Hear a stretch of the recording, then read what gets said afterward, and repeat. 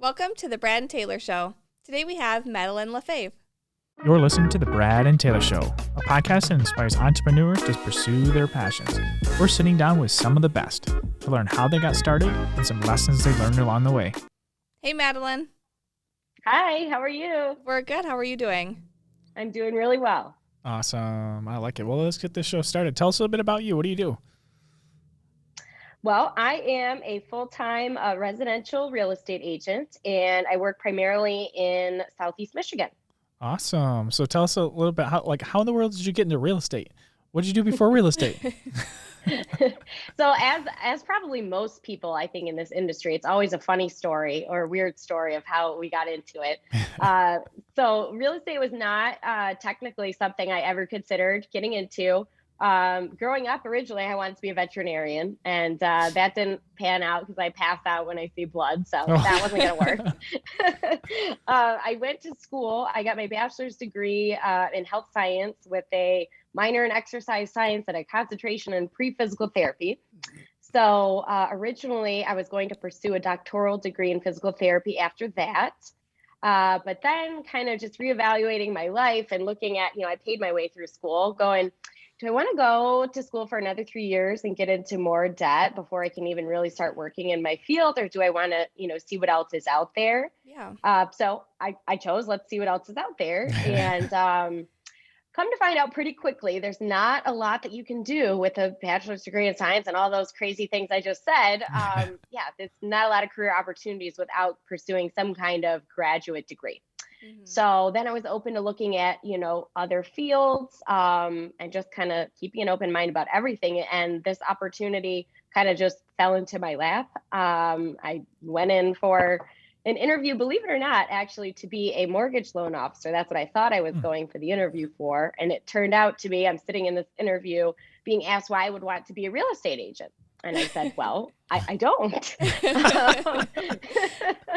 So long story short, I listened to what they had to say. I thought it was, something that would fit my personality and my background. And so I decided to just jump right in and go for it. And 5 years later, here I am. And I also met my husband that way, actually, on that day of the interview. So I would say it was definitely meant to be in many ways.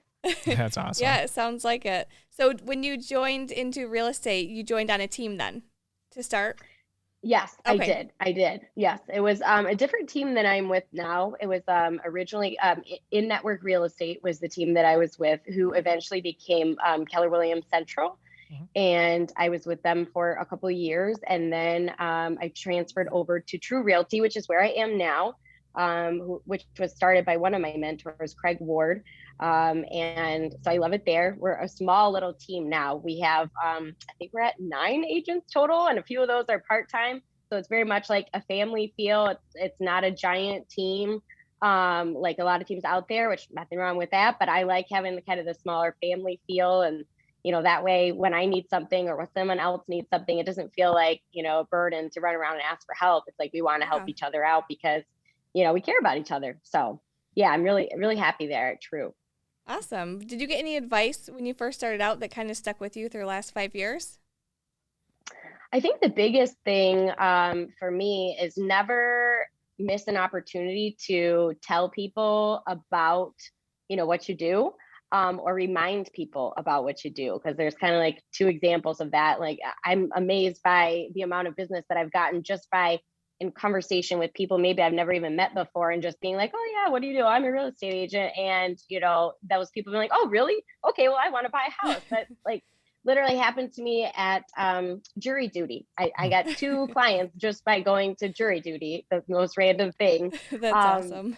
Yeah, exactly. And then the reminding people part, like as much as you would think people, oh, remember that you're in real estate or whatever it is, that you're in. But people forget. I mean, people have other priorities and things going on in their lives. So you can never remind people too much of what you do so that they can think of you and be the top of mind when the time does come. Yeah. Speaking of reminding people that you are in real estate, what's your favorite way to market right now? Honestly, I do a lot of like word of mouth stuff, really, which I know is uncommon in today's day and age. I think, more so people are big into social media. I don't do a ton with that. Should I do better with that? Absolutely. But primarily I use my personal Facebook page, and I just will share. I am really good about sharing, like, past sales. Sometimes when I get really busy, I don't do it, but like just sharing, hey, here's this closing, here's that closing. That way people are seeing it and they're thinking of it more. I've also reached out to people like through direct messenger and Facebook, just to kind of, because we all have a billion friends on Facebook. And so just to reconnect with people and be like, hey, by the way, I'm sure you don't need anything, but I'm a real estate agent in case you do. And I've had people reach out to me that way. So I would say Facebook primarily. I don't do a lot with like the Google ads or anything like that yet. There's still time, I might, but honestly, it's more so I get a lot of referrals from past clients. That's awesome. Madeline, what is the worst property or showing that you have been to? Which one sticks out the most? We could probably spend about an hour going through stories. We love these stories. But obviously we don't have that much time. I mean, there's just been so many crazy gross houses, which that's a lot of them are just gross, like just nasty. But that one is not, I couldn't single out one in that category, but I will say there was one showing that was kind of the most bizarre. So I was going to show a vacant house, and pictures, there's nothing in there. It's it's not even staged, completely empty in the pictures. Even going to schedule an appointment, automatic confirmation, which typically means no one's living there. Mm-hmm. So I go there with my clients who have a toddler and a baby in like a baby carrier, and we walk into the house. We're talking. I'm pretty loud. It's hard to miss that I'm there. We're going room to room, and we go into the master bedroom. I'm leading the way, and all of a sudden I see, well, first of all, a bed, which was not there in the pictures, and a man sleeping in the bed.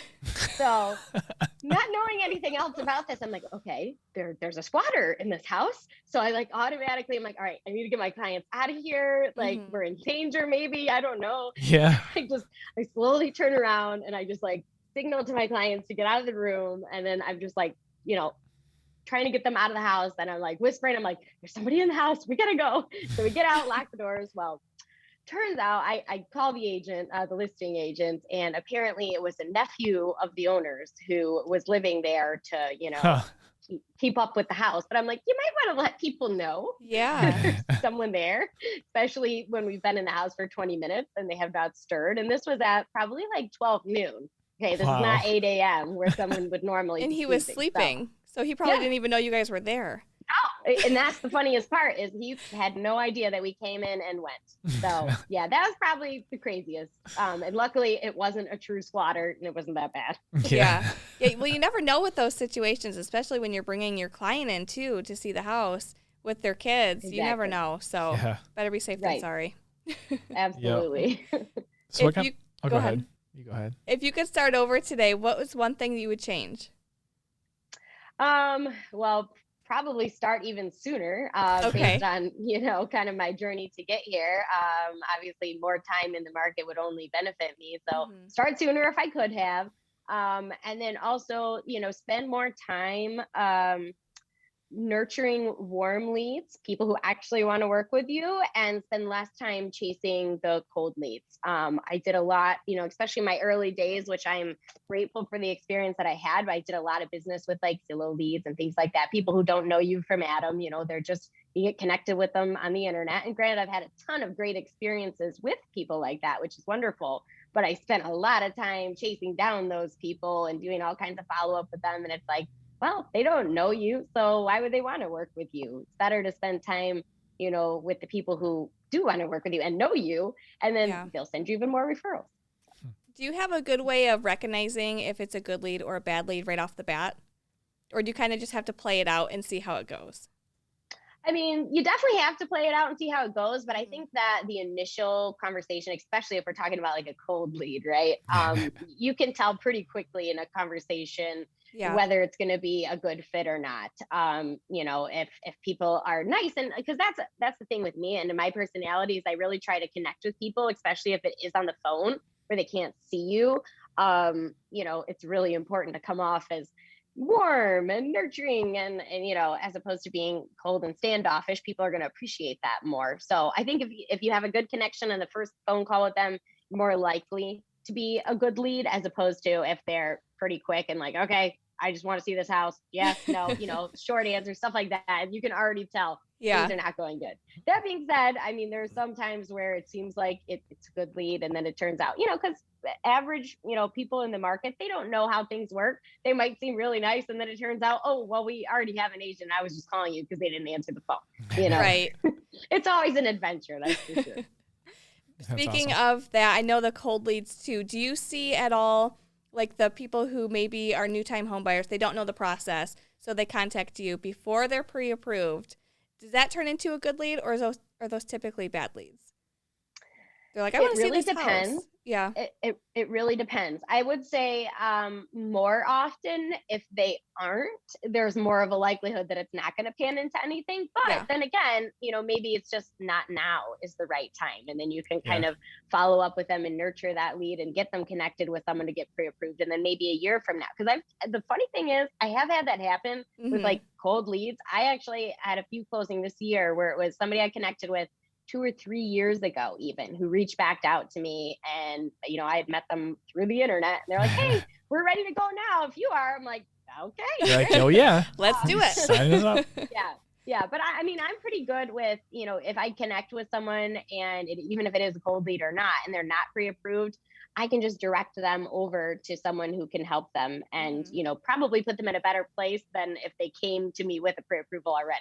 Because a lot of times that's, with a credit union or, somebody else that's that good. And I'll probably redirect them anyways. Yep. That's funny. What's your favorite business book? So it's not necessarily like a business book, but it's self-help. So it falls in the same category. It's called What to Say When You Talk to Yourself.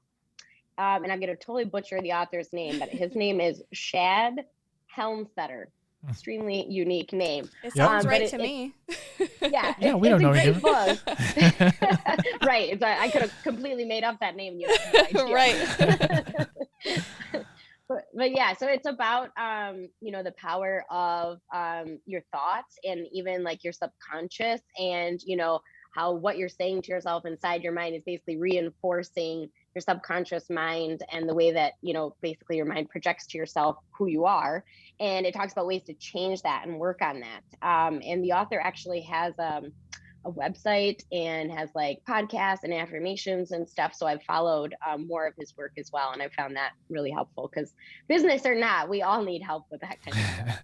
Yeah, and especially in this business, I feel like mindset is huge. If you don't think you're going to do great, you're probably not going to do great. You have to have that mindset. Yep. Absolutely. Yeah. That kind of reminds me of you kind of going into this too. You were sitting down for an interview for a different position. How was your mindset then compared to how it is now? Did that transition pretty quickly?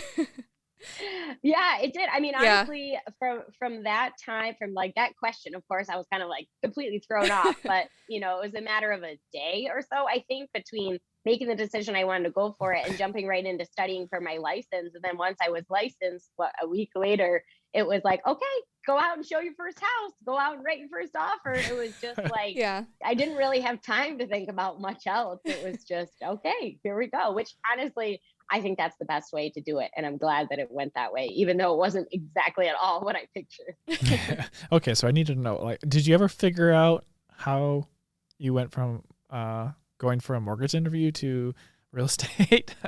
Did you ever figure that out? I think it was like a miscommunication kind of thing. It was something I worked with previously. They had like, two brothers. One was the mortgage loan officer, and then the other was the real estate broker. So it was all kind of in the same building. So I think it was just the person who was supposed to interview me couldn't be there, so had someone else stand in for me, but the message got mixed up and they were just interviewing me for the wrong thing. Well, now you're that's what I think. Yeah. Hey, I like that story better. That story sounds perfect. It worked out. I mean, you're here, did. so You did. Yes, no complaints. That's awesome. Well, how can people get a hold of you?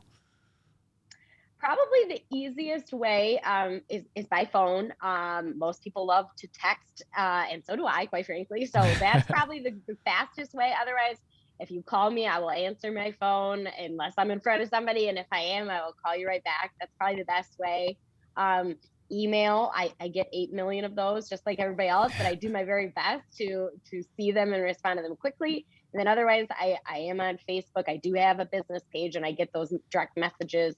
Then my personal Facebook page, and I don't have a business Instagram yet. That's in the works for early next year. But I would say the best way is probably via phone. That's awesome. Hey, who says you can't start today? That's true. You're not wrong. What's the name going to be? I'm going to go check it out now. I mean, I think you're going to do it till later today. I'm just kidding. That's awesome. It's still in the works. Okay. Well, we'll look in a couple months. That's awesome. Well, awesome. Hey, thanks for coming on and sharing your story with us today. Absolutely. Thank you so much for having me. This is great. Are these working? All right. Here we go. Oh, there we go. I think they're working. Should we tell them? Mine keeps falling. It doesn't like my voice. What do we got to tell them? Subscribe. What do we got to point at? Hey, I think there's a subscription button. Like it might be there. It might be right there too. Somewhere. Find it. It's red. Yeah, and it's blue. It's green. I don't really know. It's a color. This mic isn't even attached. Did you plug these in? Well, I guess. I wonder if they can hear us. Yeah, I wonder if they hear us. Well, we should probably tell them if they can hear us. We should probably tell them also give us a 5-star review for listening to on Apple. That'd be cool. 5 stars, review. Guys. Share it with everybody they can think of. We won't take 4 stars. I mean, I don't even think these are on. I mean, I don't think this is working. This is not working.